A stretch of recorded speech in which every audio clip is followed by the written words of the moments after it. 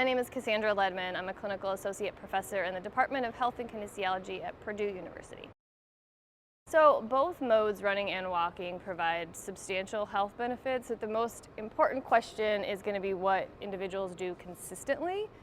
So what's been proven is that all-cause mortality and numerous other disease risks will be substantially reduced if an individual is consistently participating in an exercise over time, consistently over their lifetime. So the general recommendations from the CDC are to aim for obtaining 150 to 300 minutes of physical activity at a moderate intensity per week.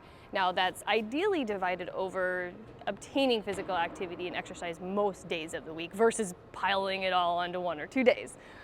So 5 days a week, progressing to 5 days a week of about 30 minutes would complement that goal. And the key is, though, if you haven't been exercising, to progress with starting with maybe 10 minutes of activity in a day to adding to that over time.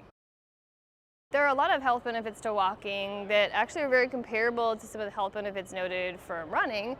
And these range from mental to physical health benefits, mental health benefits such as decreased stress. You have heard of the substantial stress decrease that participating in exercise can provide, but beyond that, it also can actually significantly reduce anxiety, depression, and also decrease onset of Alzhimers and the severity of Alzhimers.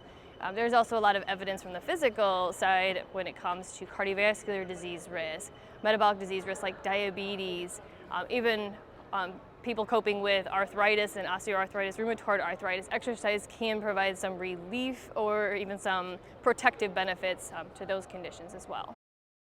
Walking has other additional benefits beyond the health benefits because it's simple, it's very accessible, and it's very effective still. So you can sneak a little walk in a little easier than you can sneak a little run in your day. So really trying to walk every day, even if you are running, is actually really important.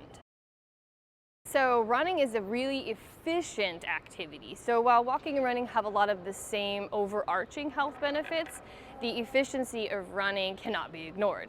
So while somebody would take longer to walk and obtain the same caloric expenditure than somebody who is running. So really good, just an example of this would be like, say, a 175-pound individual that went and ran at about 6 miles per hour for 30 minutes would expend about 420 calories.